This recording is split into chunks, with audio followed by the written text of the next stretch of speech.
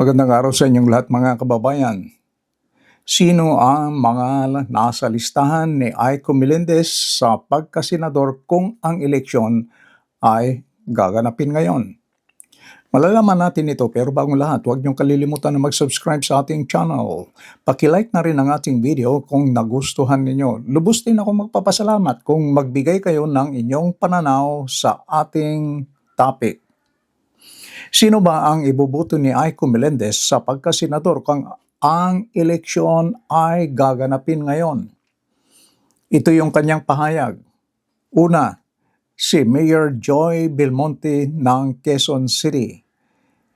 Ipinakita raw kasi ni Mayor Belmonte na ang transparency, innovation at compassion ay maaring umiral sa public service. Siya raw ay naniniwala na ang uri ng pamumuno na ipinakita ni Mayor Belmonte sa Quezon City ay malaking tulong sa Senado. Kung sa bagay, alam ito ni Aiko Melendez dahil siya ay isang councilor sa Quezon City. At ipinahayag din ni Aiko na binago ni Mayor Joy Belmonte ang Quezon City at isa na ito sa pinaka-progresibo na syudad sa ilalim ni Mayor Belmonte. Ito ang pangalawang nasa listahan ni Aiko Melendez sa pagkasenador, si Attorney Rowena Guanzon. Bakit kasama sa kanyang listahan si Attorney Guanzon?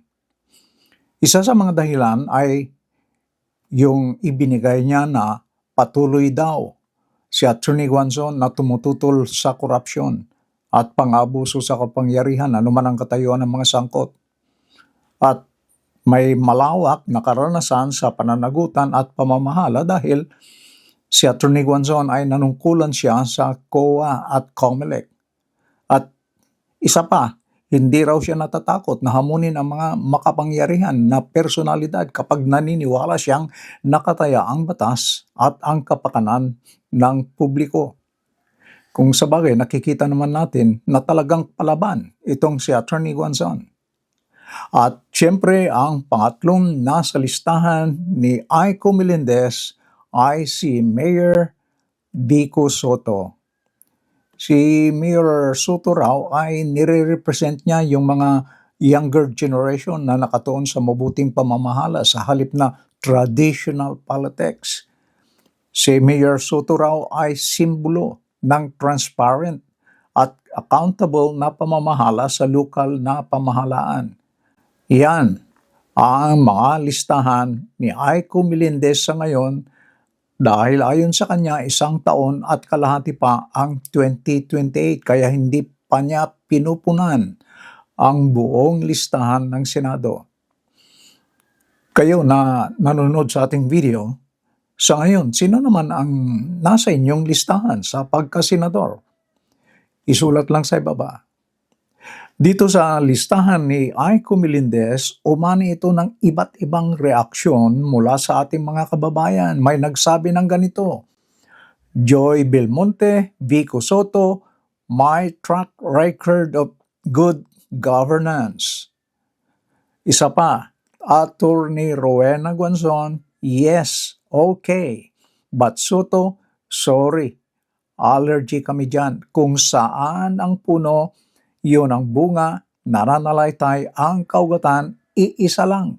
Basta VP Sara lineup, doon ako proud. Isa pang reaction, no to Soto, Kiko Barsaga and Leandro Livesti are better than any Soto. Kasalanan yan ng tiyuhin niya, not to be trusted. They have close relationship. Isa pa na reaction, Guanzon, yes. Cayetano, yes. Pulong and or Basti Duterte, yes. BH Party List Representative Bernadette Herrera.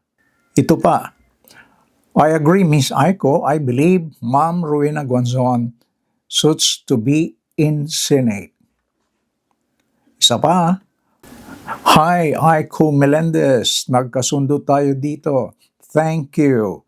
Hindi mahirap bitbitin si Mayor Vico at Mayor Belmonte dahil sa kanilang ipinakitang leadership at accomplishments at Totoong kailangan natin ang isang Rowena Guanzon sa Senado na walang bahid sa kanyang mga former positions in governance, pero hindi sanay ang masa sa approach niya towards social media.